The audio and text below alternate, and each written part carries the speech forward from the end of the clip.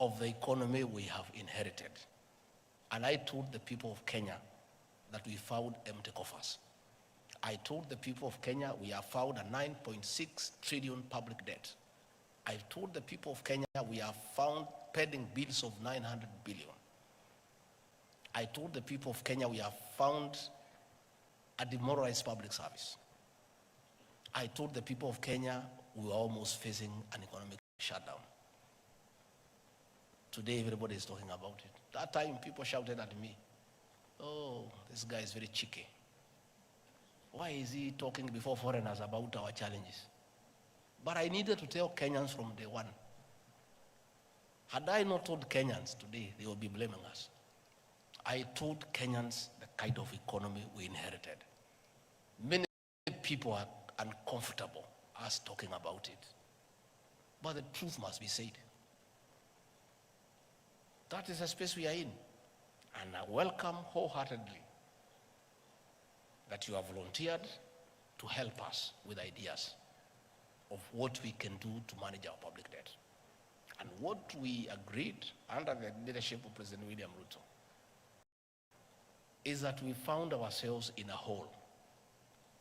And what you do if you're an intelligent person, when you find yourself in a hole, you first stop digging and figure out how to get out. And that is exactly what we have done. Tightening revenue collection, sealing leakages, making sure that every cent is collected to pay public debt. All those people who are criticizing President William Ruto, they need to be honest. Are they telling the president and the government not to honor the debts that we found? These are debts for the Republic of Kenya. Although they were not committed by the present administration, they were debts committed by the government of the Republic of Kenya then. You as accountants, as business people, you know, in simple bookkeeping, there are assets and liabilities. We inherited the assets. State House, my office, vehicles. Fair enough. What about the liabilities? We inherited them too. Huge public debt, 9.6 trillion, 900 billion pending bills. Eurobond, 2 billion. Accruing interest between 12 to almost 16%. Those debts must be paid, and they'll be paid by the people of Kenya, not by William Ruto or Gachagua. It is the people of Kenya. Us being part of Kenya will pay through paying taxes. These people shouting left, right, and center telling us to default so that we can be blacklisted as a banana republic. Are they telling us not to pay the Eurobond? Are they telling us not to pay what we owe the local banks? We want them to come and tell us. Don't just shout. Offer a solution. These debts are on record. We did not borrow as we were in the forest. William Ruto alikuwa ametengwa nje. He was not attending cabinet.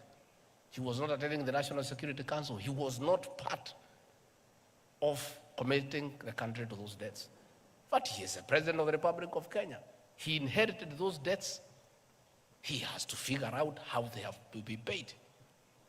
And we are inviting you, good people, to help us with ideas of what we do, how we can go about it, how do we avoid them in future. Through continuous engagement, through bilateral and multilateral diplomacy, the president has traveled around the country, the world, engaging multilateral leaders, the IMF, the World Bank, key partners, the United States, the People's Republic of China. Currently, he has just left Germany for France to see how we partner with the world to get us out of the mess we are in. And it has started to pay. Yesterday, the World Bank made a huge pronouncement of $12 billion in the next 3 years, concessional loan on very low interest, as opposed to trying to borrow money here from local banks. The IMF 4 days ago made a similar announcement of a huge intervention. We have public roads that have all stalled. We need to get the contractors back on site. We have to get this money somehow. We did not create this situation. We found it. And they are uncomfortable when we say that's the situation we found. What do they want us to say? You people know, you manage companies. You know, you look at the state of the books when you take over a company. You take a company that is in the red, you know what to do with it. You take a going concern, you know what to do with it. But us, we didn't have a choice. Kenya is ours. We took it the way it was because this is our country. If we had a choice, we would have looked for another company, not Kenya. Because of the huge debt portfolio through irresponsible borrowing. When we tell the story, because we are going to tell the story, people will be shocked. How $2 billion was taken from the central bank and put in a private bank that is responsible for the situation we are in, the weakening of the shilling. And people want to sit there, and we know what they did. And we had said, let bygones be bygones.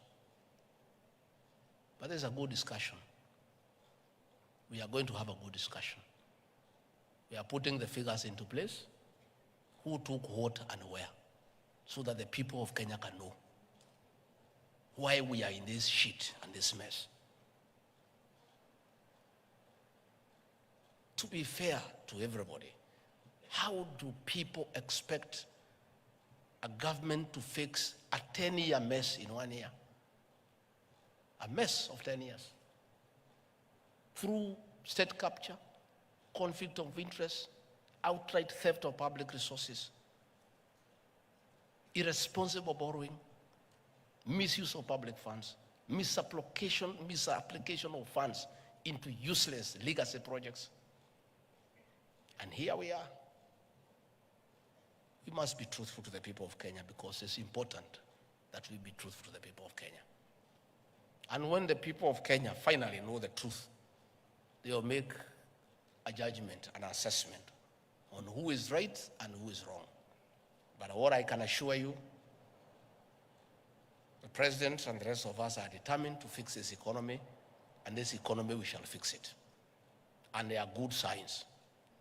And signs are last year, for the first time in 8 years, at the closure of financial year at midnight on June 30th, we had given every cent owed to the county governments. And previously, we had arrears of 5 to 6 months for county governments, for years. By the closure of financial year on June 30th, we had disbursed the last coin to the constituency development funds. For the first time, we have no arrears for our elderly men and women for their monthly stipend. We found an arrears for 8 months for those senior citizens who need that 2,000 to buy drugs, to buy food. We have cleared all that. Today, they get their stipend before civil servants are paid. And we have said, let anybody who has an idea on how to fix this economy come and talk to us. I want, on behalf of the president, to welcome you as ISPAC. Come and talk to our people at the National Treasury, and we'll ask you to talk to the president, and all of us are aligned. This is our country, and as I said, we don't know everything. If you have better ideas than we have, this is our country, we have no other country. Please come and talk to us, and whatever you advise us, if it's prudent, if it can get us out of the quagmire that we find ourselves in, we shall say asante sana. So please, you are most welcome. I've heard you talk about pending bills, it's true. The President, in his wisdom, has put a committee where your members are represented, led by Uhuru, former Auditor General, an eminent Kenyan, another group of very eminent professionals. I saw them when the President was inaugurating the team. Men and women of integrity to scrutinize, verify, and validate pending bills so that those that are payable we can pay, and put that history of pending bills behind us. We saw many Kenyans lose their homes. We saw families break up. We saw people commit suicide as a result of pending bills. Government documents became worthless. Previously, during the Kibaki regime, you could walk to any financial institution with an LPO and get LPO financing 50% without a question, because the documents had credibility. People knew that you are given a contract by government, it is payable. Today, there is no bank or microfinance institution that will honor an LPO, because you supply it 2, 3, 4, 5 years down the line, you have not been paid. We want to restore the sanctity of government LPOs and LSO and contracts so that they become bankable, that you can walk to a bank and get cash against it to carry out the works that you have been given. So that is ongoing. Again, you have said you have your issues of the remuneration role. You have explained to me there and here, and what we have agreed, I'll create the framework. My office has been tasked by the President the responsibility of coordinating constitutional commissions and independent offices. I'm the one who does that coordination in my office. So we have agreed with the chair. I'll call that forum for you. The Attorney General and no other people involved, we begin that conversation so that, like your counterparts, the lawyers and other professionals, you can have your own remuneration role. Lakini msiweke pesa mingi sana, mlipicha kidogo. There is too much competition. Even these lawyers, I can tell you, because some of us wafanyi biashara pia, hatuwalipi ile iko kwa hiyo role. Tuna negotiate because mawakili ni wengi sana. Tusema wewe ni ngapi, wewe ni ngapi, wewe ni ngapi, wanashindana inateremuka. It is good to have the remuneration role as a benchmark. But you are also many. You have told me you are 35,000. 28,000 are in practice. So mutashindana tu pole pole, so that Kenyans can also get the best deal. So that one I'll do. Again, you have talked about too many regulations, and will help. The members of the National Assembly are here. The Attorney General is there. We can agree on how to fast track the review of these regulations so that we can collapse them into something that is making sense, so that we don't have too many laws for the same person doing the same thing. So that is something we can help in terms of fast tracking with the leader of the National Assembly in Parliament, with the Attorney General, with our legal drafters. We can work together and we can help you to fast track that one. The MP for Molo, KK, my good friend, has said about you people being targeted when there are investigations. It is true. Even the procurement people who are here crying the same. It is true, and it's very sad. And I said, and I want once more to reiterate to ACC and DCI, please hire professionals to be your investigators. Hire accountants, hire procurement people who can advise you on how the investigation is going.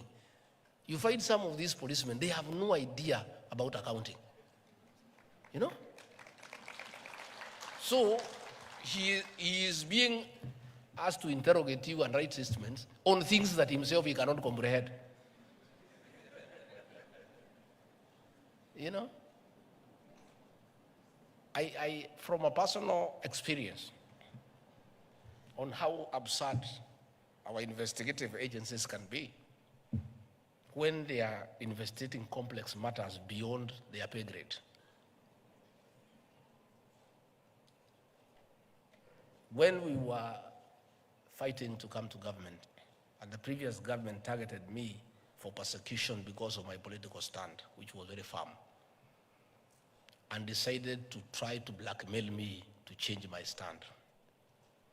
They sent CID officers all over my life to look around my life for 50 years and turn it around and see whether they can get something. So I had put some money in a microfinance for 8 years. Fixed deposit, 200 million. Money I had earned through hard work, saved, put 200 million, and through good advice by accountants, told me, put this money in a fixed deposit and live for the interest. And I stopped working. I put it, I negotiated for 13%. And every month I was getting 1.9 million, which is money actually I did not need. It's too much. 1.9 million is too much for one person. So I was living on the interest. I give a little to Pastor Dorcas. You know, she's a pastor, she doesn't need a lot of money. So, ingine kidogo, mimi nakula na marafiki. Ingine napeleka kwa siasa kidogo kidogo. So, this money is in my personal account. I put it on a core deposit for 3 months. So every 3 months, it leaves my personal account, goes to a suspense account. It stays there. At the end of the 3 months, inarudishwa yote pamoja na interest. I remain with the interest. I reinvest it back. So that movement back and forth, 4 times a year, a corporal in police said, I have 800 million every year that is coming to the account. You know, that movement back and forth. So they calculated for 8 years, they said it's 12.4 billion. And they put up a case of 12.4 billion. And it's the same amount of money. The only 200 is the only money. There is no other money. Movement of back and forth, back and forth, back and forth. So yeye anaangalia pale, mwisho pale, at the end pale. Hey, they calculated, they say this man, in 8 years, he has gotten 12.4 billion. He needs to say where this money has come from. But it was the same 200 million. I tried to explain to him, huyo mjinga hawezi shika, hawezi elewa. But if they had an accountant or a banker in that bank, tungefika hapo kweli? It's just a rollover. We are trying to tell them what is a rollover. Anasema, hiyo ni nini? Hawezi shika. And that is where you have found accountants have been called to record statement. The fellow recording cannot understand what is it that you are saying. He has no idea about books of accounts. So I'm saying, EACC, DCI, please, for you to deal with corruption and economic crimes, hire professionals in every field as your investigators. Have accountants, have procurement officers, have bankers, have all sorts of professionals for you to deal conclusively with economic crimes because they are complex. An ordinary policeman trained in Kiganjo cannot understand those things. And I want to say now that we have agreed on police reforms, we have agreed that we'll have a cadet entry so that we attract professionals. So that you enter at the level of an inspector when you are professional. I want to encourage professionals across the country. When we implement that reform and there's a recruitment, please accountants, come to the police force as a direct cadet and come and help these people to deal with issues that are complex. Hao wengine wafanye kazi hii ya kawaida. Ya kushika wewe, kuweka wewe pingu, kutoa wewe, hiyo wafanye. Lakini ingine hii ni mambo ngumu hii. These are difficult issues. Even ourselves, and we are graduates, we are not able to understand those things. So that's why we hire accountants to advise us. That's why we hire lawyers to advise us, because you are not good at that profession. So to avoid this harassment of professionals by police, let us bring in professionals in the investigation agencies and things will be okay. Finally, you are aware We want to privatize all non-profit making state corporations so that we can give them to you people because you are the one who knows how to do business. The work of government is not to do business, PS. Our work is to give services. If you look at the sugar sector in Western Kenya, there are several factories, some are state-owned, others are private. The soil is the same. The environment is the same. The farmers are the same.